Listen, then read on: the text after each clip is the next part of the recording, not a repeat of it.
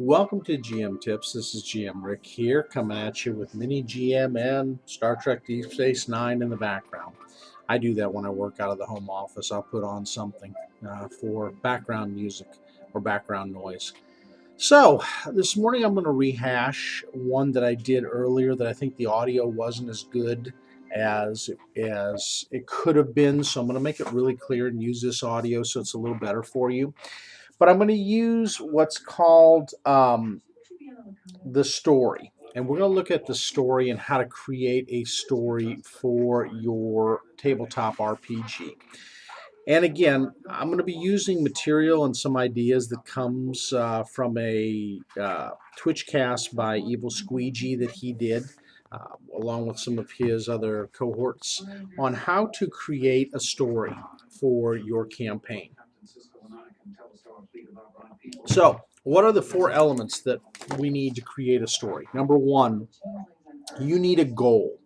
I call it sometimes the plot, the goal, the overall call to action. You can use different names for it, but it is the goal of the campaign. What is the overall overriding goal for everything? Number two, the obstacle.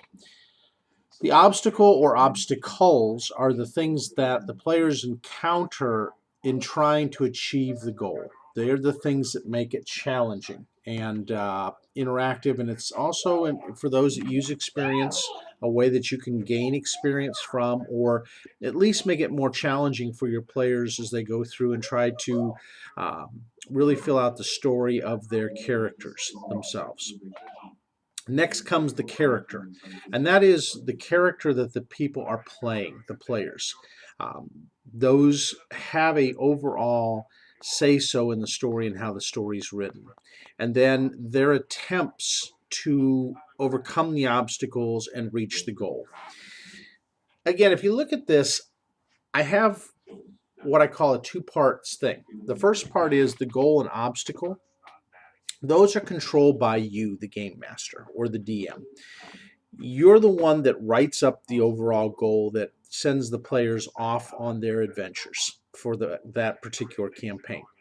And you write in the obstacles that they can encounter. Now, they may not encounter all of them, they may not come across all of them, but you're always constantly coming up with new challenges and obstacles for them to achieve that overall goal over the time that you run your campaign. The second part is controlled by your players, and that is their characters and their attempts to reach and achieve the goal. I really like how it was divided up that way because it really helps us as GMs and DMs to understand that we're not the ones that just write the story. All we do is put in a goal and a set of obstacles and interactions or different challenges in order to achieve that goal for the players. The rest of the story is up to the players. It really and truly is. And I know for some of us as DMs and GMs, especially if we have the type A personality, as I call it, which is, I hate using the terminology, but I'm going to use it anyways, the little general. We're the ones that like to run things and be in control of things. Then there's the type Bs. The type Bs are a little more laid back. They're more of the personable interactors that allow others to take the reins and are not so bothered by it. It's okay. They don't mind sharing the reins. The type A does. The type A has a real problem with losing control of a situation in their mind. And so GMing and DMing, as you take this approach to the story, really does challenge the type A, and it makes them either into more of a type AB or a type B, which is even more difficult. So just keep that in mind. Now, let's look at some things here. When we're looking at story, number one, what are the ingredients of a good story? Okay, so it depends on the scale. What are we trying to scale it to? Is it a campaign? Is it an adventure? Is it just a set of encounters that we're setting up for our players? The goal can change depending on what scale and level you put it at. And in fact, you can have multiple goals. That's a really cool thing about a a campaign, if you do a campaign setting, you can have multiple goals. So you can have goals at the encounter level. You can have goals at the adventure level that then tie into the overall campaign goal. So mind you, you can tree it down. And I suggest to anybody when you're starting to design your campaign, if you haven't done it, build yourself like an organizational chart tree. Set your statement for your overall goal.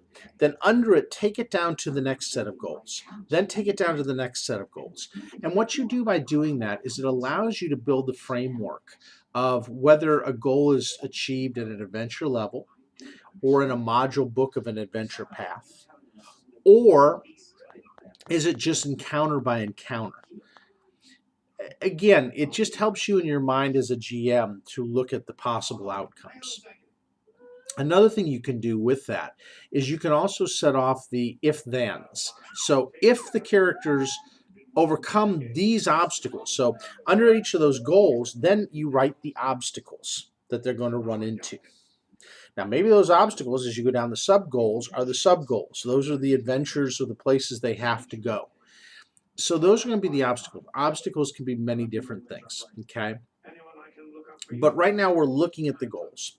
So you want to set an overall goal, especially if you're running a campaign. And then sub-goals along the way that each player has to achieve or should achieve in order to get to their overall goal. Okay?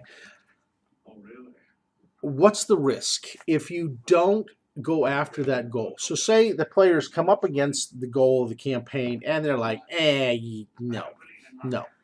Okay, what's the risk by them not taking that goal?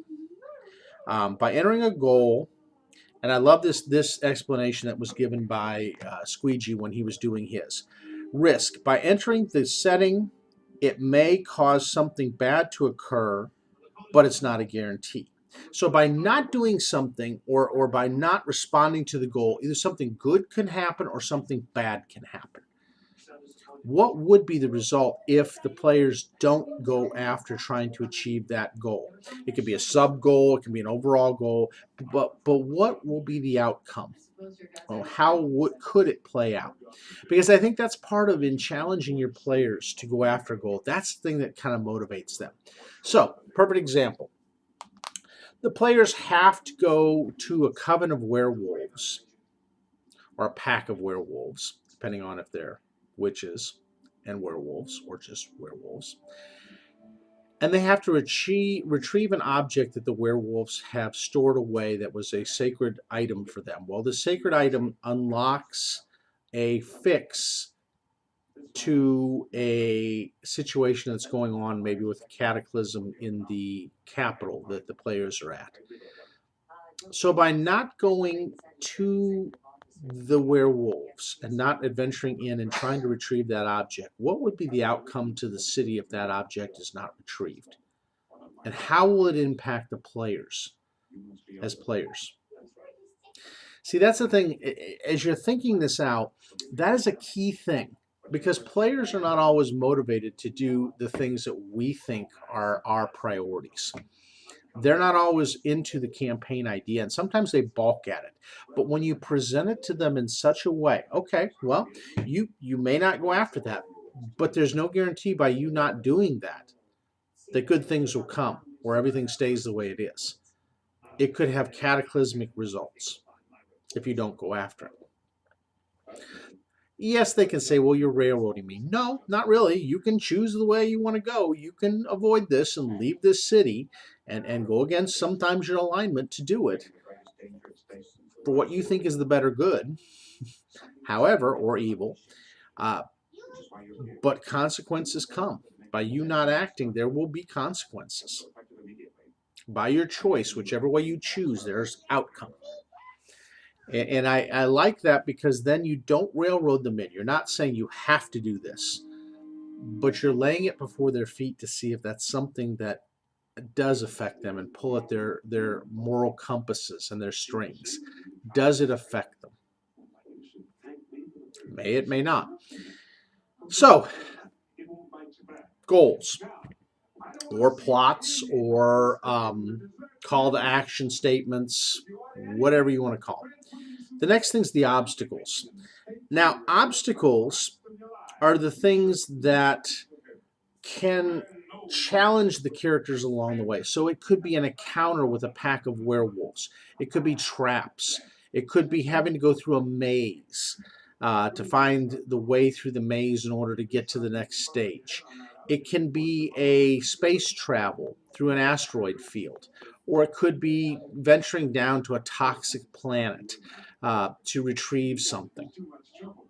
The obstacle, the toxicity of the planet. The obstacle, the asteroids and other things moving. The obstacle, a comet. The obstacle, a typhoon. The obstacle, an evil scientist's plot against the superheroes to use something that's the Achilles heel of the hero that they have to get through in order to get to the object they want or the person they want are trying to save. These are all the obstacles.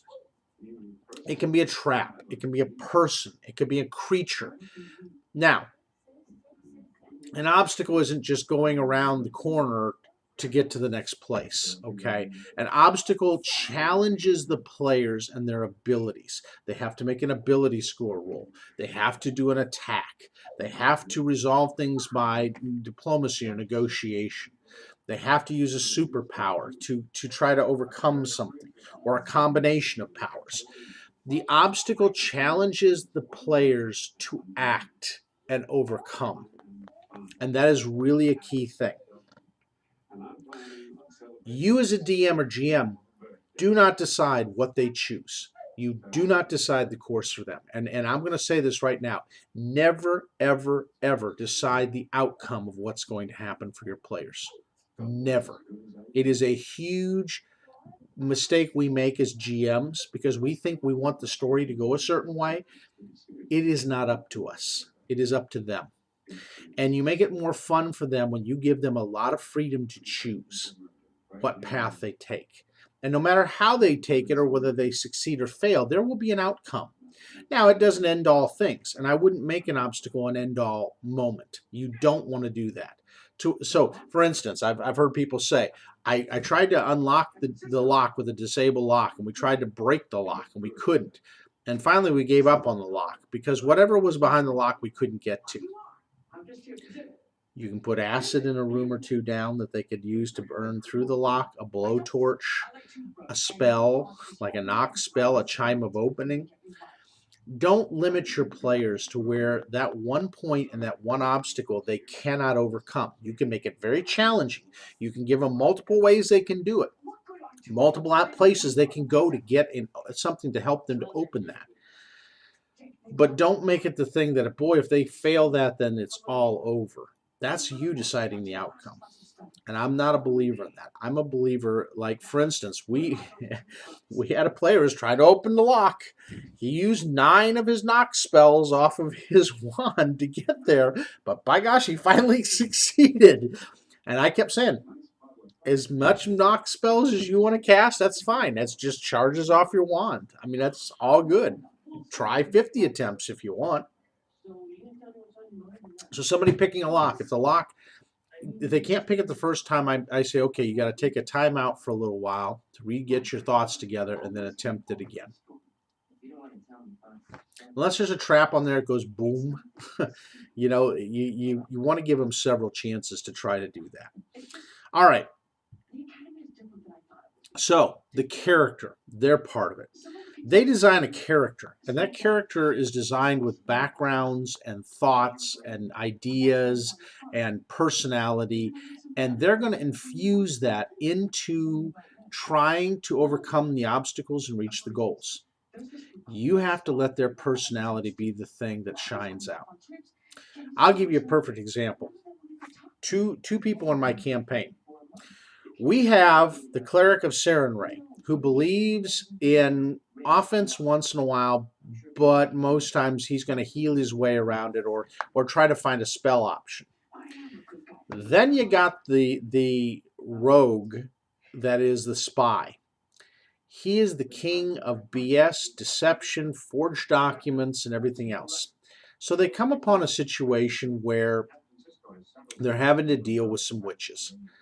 And in dealing with the witches, The cleric, of course, is thinking, we got to take care of these. They're evil. They're plaguing this town. They're evil. What does the rogue do? He writes up edicts and mandates from somebody higher up that is the boss of those witches. He does it in such a fashion and so well with some natural 20s that they can't even disbelieve it. They're sitting there going, I want to disbelieve, but I can't. It's done so well. It looks just exactly like a writ from their boss that they back down. And he chastises them, and he basically sends them with the tail between their legs. Well, they have some spies in town that are going to overcome things. Well, no, not really, because he gives them the ultimatum that they've been evicted by the higher ups because they failed their mission. And then he puts a plague notice up on the village that no one should enter the village for fear of a plague that has outbroken. He has saved the village without even drawing a single sword, but all he did was write up 3 or 4 things that have pens. So that was the cool thing about it. And you're welcome, Mini Jim. Oh, okay, give me a second. Sorry, folks. All right. It's not going to go away. Can you push something? It's not going to, sweetie. Push this. It won't. You see, it's fine with the M. You're just going to leave the M. Sorry, folks. Go ahead, Mini GM. Go on. So, again, I say all that to say your character's going to pick different ways to resolve and solve things. You have to... Perfect. You have to resolve it and solve it. And you have to let them, resolve it and solve it. Sorry, she kind of jumped me out of track. Otherwise, you're doing the thing that is the R word that everybody hates, which is railroad.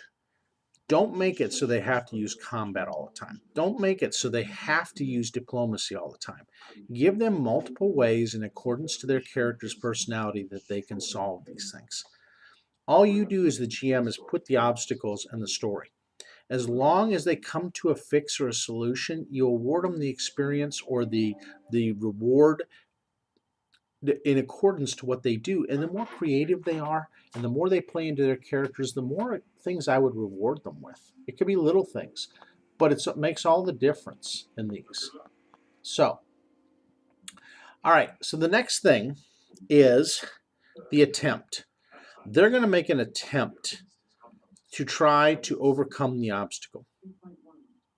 The attempts can go several different ways, okay? You do not decide on the attempts. You just prepare for the likely outcomes. So, that said, if they go this direction, what happens? If they take this path, what happens? If they fail here, what happens? If they kind of succeed, but it wasn't as good, what happens?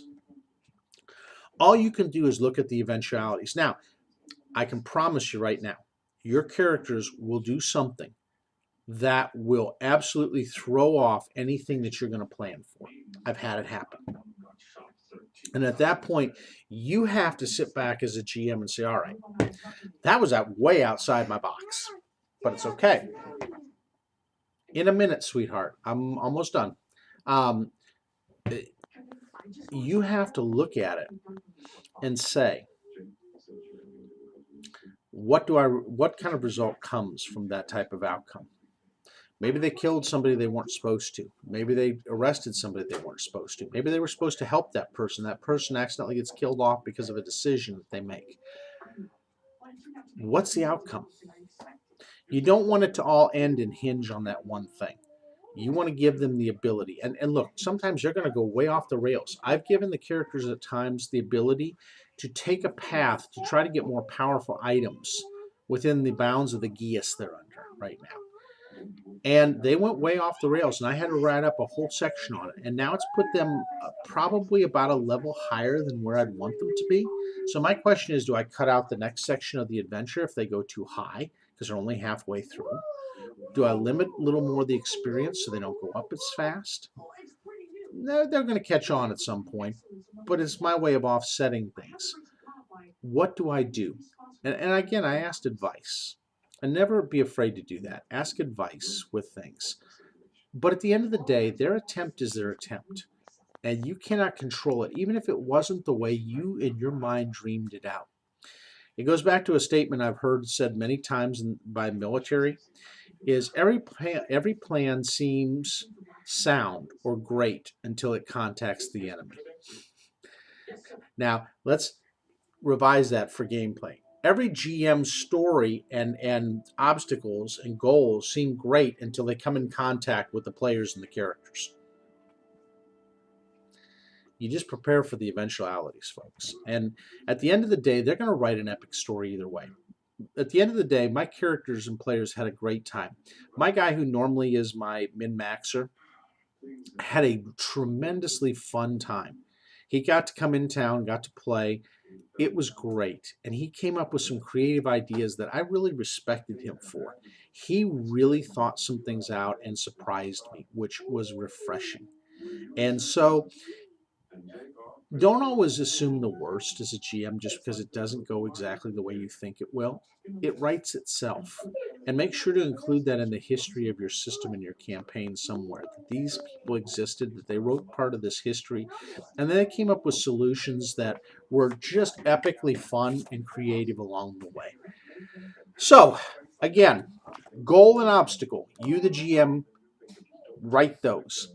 Character and attempt. Those are written by the players. Keep fight, F-I-T-E, in your story.